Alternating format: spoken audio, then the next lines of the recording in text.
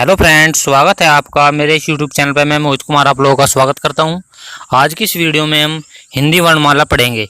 हिंदी वर्णमाला के सभी टॉपिक इस वीडियो में क्लियर हो जाएंगे। इस वीडियो में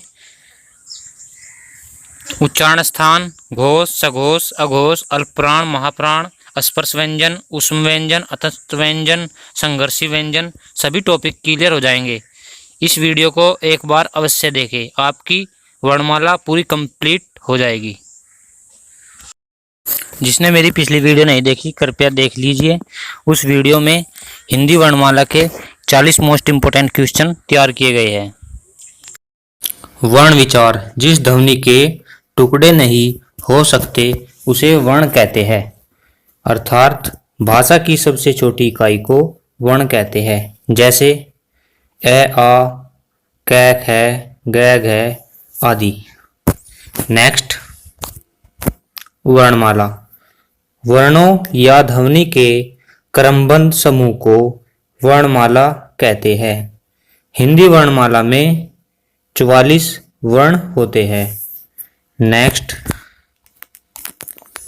वर्ण दो प्रकार के होते हैं, स्वर और व्यंजन। स्वर किसे कहते हैं, यह कितने प्रकार के होते हैं? देखिए, जिन वर्णों का उच्चारण करते समय किसी अन्य ध्वनि की सहायता नहीं लेनी उसको स्वर कहते हैं। अर्थात फेफड़ों से निकलने वाली हवा बिना किसी बाधा या रुकावट से सीधी मुंह के द्वारा बाहर निकलती है, उसे स्वर कहते हैं। स्वर की संख्या 11 होती है। ए, आ, छोटी, बड़ी, छुटाऊ, बड़ाऊ, रीरी, ए, ऐ, ओ, औ। स्वरों का विभाजन, मात्रा और काल के आधार पर स्वर के दो भेद होते हैं। नंबर 1 हर्ष स्वर, लघु स्वर। नंबर 2 दीर्घ स्वर, गुरु स्वर। हर्ष स्वर, लघु स्वर। जिन स्वरों का उच्चारण करते समय बोलने में समय कम लगता है उसे लघु स्वर, हर्ष स्वर कहते हैं। इसकी संख्या 4 होती है। ए, ई, उ, रीरी। दीर्घ स्वर या गुरु स्वर, जिन स्वरों का उच्चारण करते समय बोलने में अधिक समय लगता है उसे दीर्घ स्वर या गुरु स्वर कहते हैं। उनकी संख्या 7 होती है। आ, ई, उ, ए, ऐ, ओ, औ। कौवे की स्थिति के आधार पर स्वर के दो भेद होते हैं, निरनुनासिक स्वर, अनुनासिक स्वर।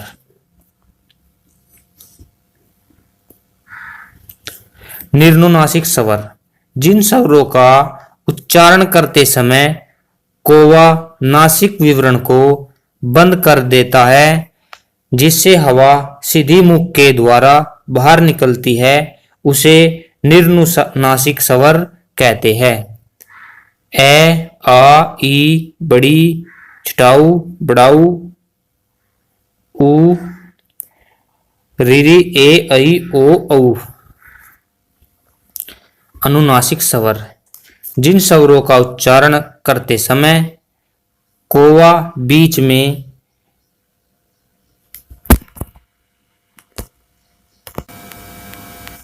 दोबारा सुनिए। अनुनासिक स्वर, जिन स्वरों का उच्चारण करते समय कौवा बीच में ही अटक जाता है जिससे आधी हवा नाक के द्वारा तथा आधी हवा मुख के द्वारा निकलती है, उन्हें अनुनासिक स्वर कहते हैं। अनुनासिक स्वर का चिन्ह चंद्रबिंदु है। जैसे ए, ओ, ऐ, उ, औ, ए, ऐ, ओ, औ। इसके ऊपर चंद्रबिंदु लगी होती है। अयोगवाह किसे कहते हैं? जो न तो स्वर होता है और न ही व्यंजन होता है, उन्हें अयोगवाह कहते हैं। यह दो प्रकार का होता है, अनुस्वर और विसर्ग। अनुस्वर का चिन्ह देख रहे हो आप और विसर्ग का चिन्ह देख रहे हो आप।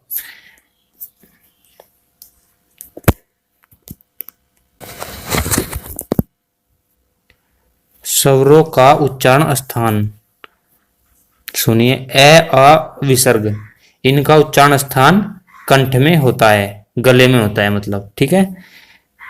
ई ऐ, इनका उच्चारण स्थान तालु में होता है। तालु होता है जीभ से ऊपरले वाला हिस्सा। रीरी, इनका उच्चारण स्थान मूर्धन्य में होता है। उ औ, इनका उच्चारण स्थान ओष्ठ में होता है। ए ऐ, इसका उच्चारण स्थान तालु में होता है। वै का उच्चारण स्थान दंतोष्ठ में होता है।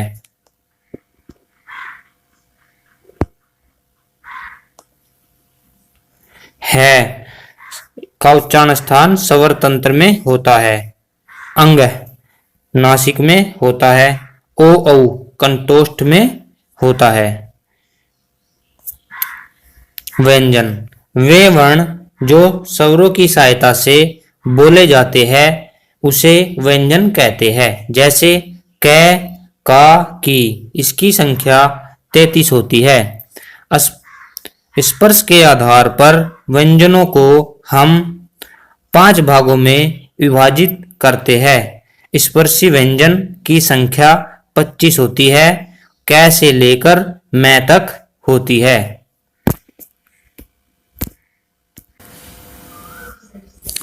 स्पर्श व्यंजन, स्पर्श व्यंजन क वर्ग से लेकर प वर्ग तक होते हैं।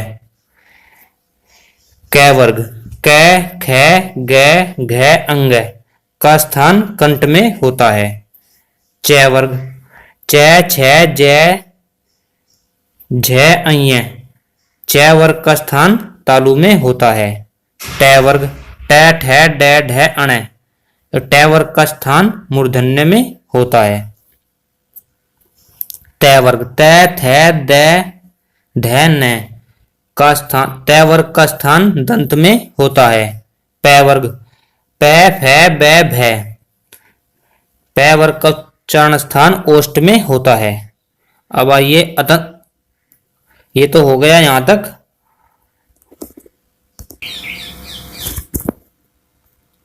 स्पर्श व्यंजन।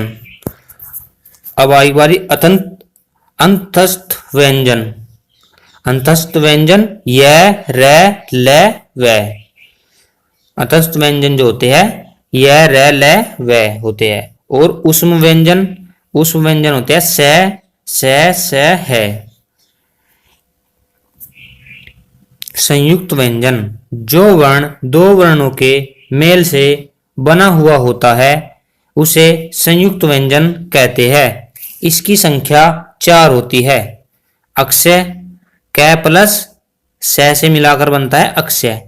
त्रय, त प्लस र को मिलाकर बनता है त्रय। अज्ञ, ज प्लस अन्य को मिलाकर बनता है अज्ञ। श्रय, श्रय, स प्लस र को मिलाकर बनता है श्रय। घोष, घोष का अर्थ है नाद या गूंज। जिन वर्णों का उच्चारण करते समय स्वर तंत्रियों में गूंज उत्पन्न होती है उसे घोष वर्ण कहते हैं। जैसे क वर्ण, च वर्ग, ट वर्ग, त वर्ग, प वर्ग का तीसरा, चौथा, पांचवा वर्ण। दोबारा सुनिए, क वर्ग, च वर्ग, ट वर्ग, त वर्ग, प वर्ग का तीसरा, चौथा, पांचवा वर्ण घोष कहलाता है। घोष को हम सघोष भी बोल सकते हैं।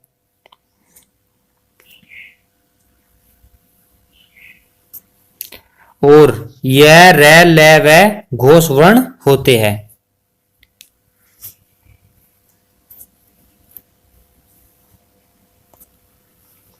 अघोष, जिन वर्णों का उच्चारण करते समय हमारी स्वर तंत्रियों में गूंज या कंपन उत्पन्न नहीं होता है, इसमें क्या बात आई, कंपन उत्पन्न नहीं होता है, उसे अघोष कहते हैं। जैसे क वर्ग, च वर्ग, ट वर्ग, त वर्ग, प वर्ग का पहला दूसरा वर्ण कै ख च छ ट ठ त थ प फ तथा से और से अघोष वर्ण कहलाते हैं।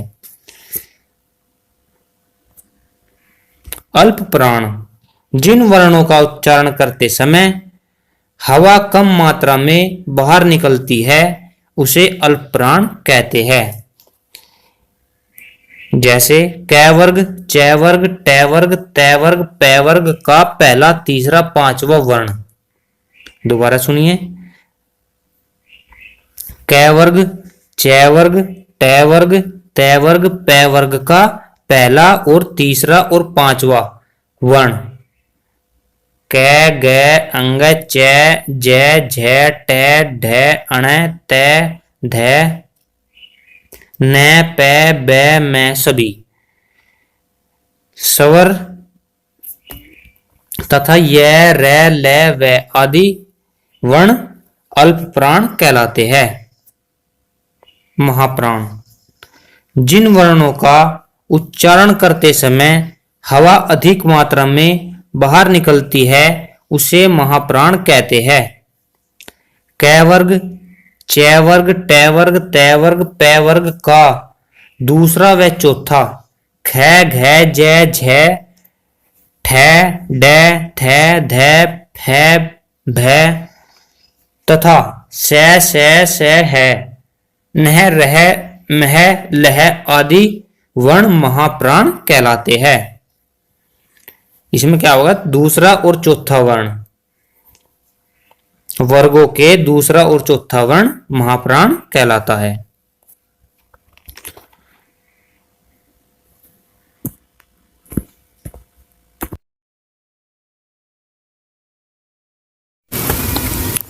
उच्चारण के आधार पर व्यंजनों के 8 भेद है। स्पर्शी व्यंजन, फेफड़ों से निकलने वाली हवा जब हमारे किसी न किसी अवयव शरीर के अंग से स्पर्श करती है उसे स्पर्शी व्यंजन कहते हैं।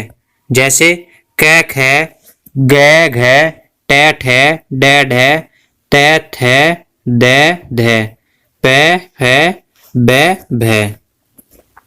नंबर 2, संघर्षी व्यंजन, जिन व्यंजनों का उच्चारण करते समय दो उच्चारण अवयव इतने पास आ जाते हैं कि जिससे हवा का मार्ग सकड़ा हो जाता है और हवा संघर्ष के साथ बाहर निकलती है उसे संघर्षी व्यंजन कहते हैं। जैसे से, पेटपटा से और है।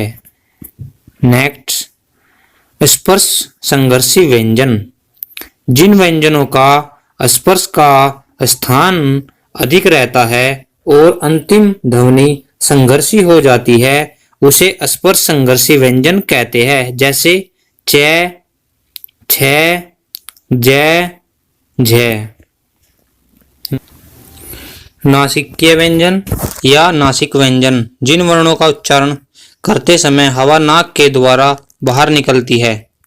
दोबारा सुनिए, जिन वर्णों का उच्चारण करते समय हवा नाक के द्वारा बाहर निकलती है उसे नासिकीय व्यंजन कहते हैं। जैसे अंग, अञ, अण, न, प।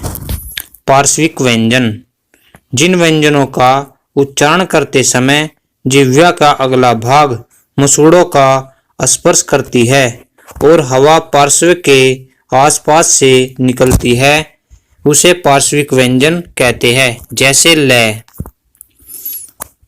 लुंठित या प्राकंपित व्यंजन, जिन व्यंजनों का उच्चारण करते समय हमारी जिह्वा को 2-3 बार कंपन करना पड़ता है उसे प्रकंपित व्यंजन कहते हैं। जैसे र। उक्षिप्त व्यंजन, उक्षिप्त व्यंजन का अर्थ है फेंका हुआ। जिन वर्णों का उच्चारण करते समय जिह्वा झटके से नीचे की ओर गिरती है उसे उक्षिप्त व्यंजन कहते हैं। जैसे डैड है। लुंठित या प्राकंपित व्यंजन, जिन व्यंजनों का उच्चारण करते समय हमारी जिह्वा को 2-3 बार कंपन करना पड़ता है उसे प्रकंपित व्यंजन कहते हैं। जैसे र।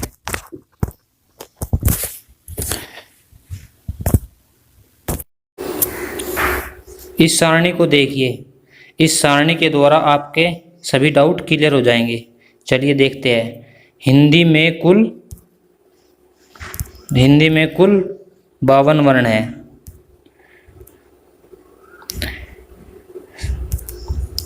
स्वर ए, आ, छोटी, बड़ी, छुटाऊ, बड़ाऊ, रीरी, ए, ऐ, ओ, औ। टोटल स्वर 11। अनुस्वर, अनुस्वर होता है जो अंग की बिंदी होती है, ये अनुस्वर होती है। विसर्ग, विसर्ग होता है ए के पीछे जो 2 बिंदी लगी होती है उन्हें विसर्ग कहते हैं।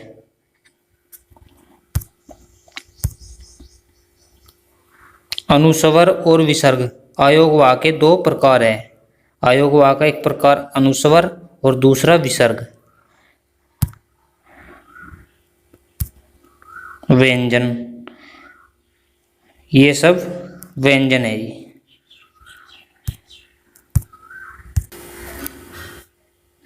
व्यंजन, व्यंजन के अंतर्गत उच्चारण स्थान की बात करते हैं। उच्चारण स्थान कंठ हो गया, तालव्य हो गया, मूर्धन्य हो गया, दंत्य हो गया, ओष्ठ हो गया। ये हमारे उच्चारण स्थान हो गए। कै वर्ग का उच्चारण स्थान होगा जी कंठ में। चै वर्ग का उच्चारण स्थान तालव्य में।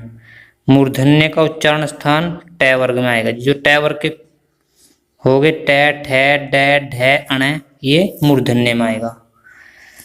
दंत्य, तै वर्ग जो है दंत्य में आएगा। तै, थे, दै, धै, न, ये सब कहाँ में आएगा? दंत्य में। ओष्ठ, ये हो गया जी ओष्ठ। पै, फै, बै, भै, मै, ये हो गया जी ओष्ठ, पै वर्ग। ऊष्म व्यंजन, से, पेट का से और है, ये हो गई ऊष्म व्यंजन। संयुक्त व्यंजन अक्षय, तरय, अज्ञ, श्रेय। डिंगु व्यंजन, डिंगु व्यंजन डैट है, ये जी ये हमारे हो गए डिंगु व्यंजन। इनके पीछे बिंदी लग जाएगी, ये डिंगु व्यंजन होगी।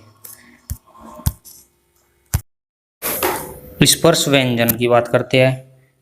स्पर्श व्यंजन होगा हमारा ये टै वर्ग, चै वर्ग, टै वर्ग, तै वर्ग और पै वर्ग।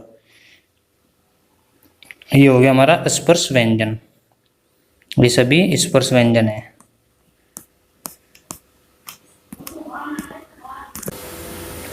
ये होगा जी हमारे स्पर्श व्यंजन। स्पर्श व्यंजनों की संख्या 25 होती है। 5, 5, 10, 15, 20 और 25। अब बात करते हैं अघोष की। अघोष जो होते हैं प्रत्येक वर्ग का पहला और दूसरा, जैसे कि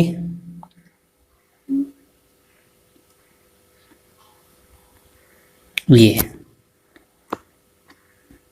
पहला लाइन और ये दूसरी लाइन, ये होगी हमारी अघोष। कै, चै, टै, तै, पै, खे, जै, टै, थे, फै, ये सब हमारी अघोष होगी। नेक्स्ट अब बात करते हैं सघोष की। सघोष को देखिए,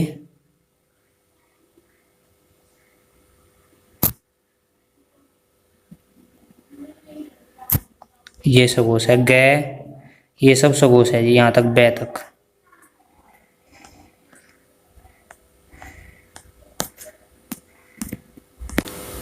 अब बात करते हैं अल्प प्राण की। अल्प प्राण को देखिए, कै, चै, टै, तै और पै। गे, जै, डै, दै, भै। अंग, अञ, अण, न, मै, ये सब हो गए अल्प प्राण। महाप्राण को देखिए,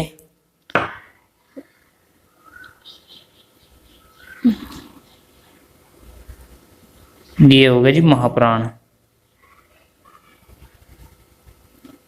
ख, झ, ट, ध, फ, घ, ज, ट, ध, भ, ये सब हो गए महाप्राण।